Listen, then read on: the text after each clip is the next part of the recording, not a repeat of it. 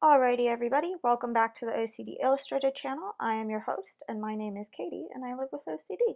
Today I've got a facts to know video, which means we're going to be talking about some important information to know about obsessive compulsive disorder to understand it a little better.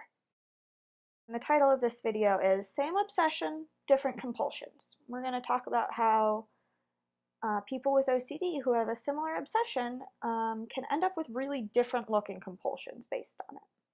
Blam! Okay, there are 7 people. And talking collectively, they say, we all have OCD. And we all worry that our families will die.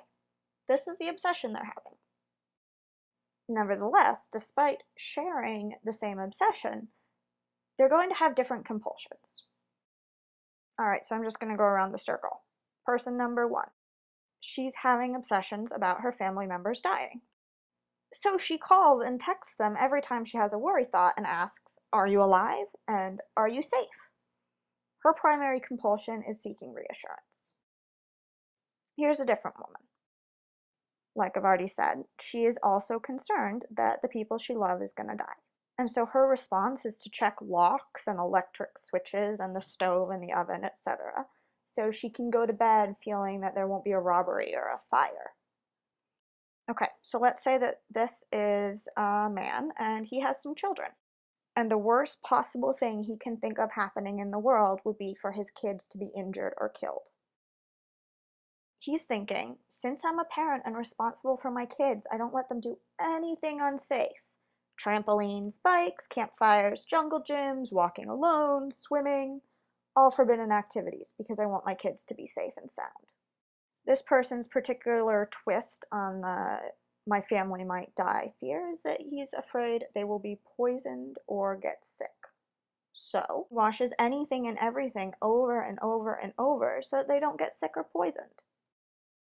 Okay, hang on with me here, we're through half the people. So, we've got another guy.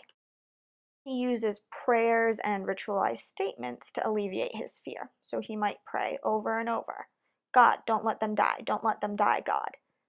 And say that phrase over and over all through the day, every time he has a worry thought.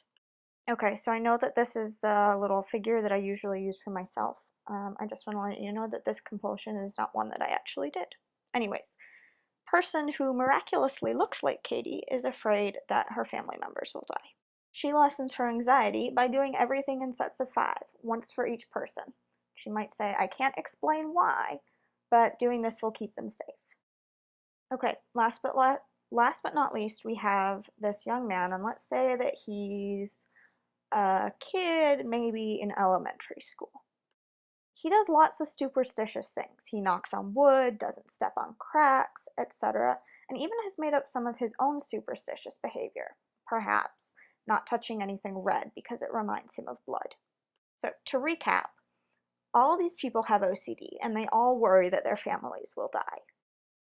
But since their compulsions are different, if they're doing exposure response prevention, their exposure hierarchies may look different too. I hope this clarifies how people with OCD who have the same obsessions or similar obsessions can end up with very different compulsions. If you've got any questions or want to give me any feedback, please use the comments section. I do read everything you write. Thank you for watching. I hope you join me again.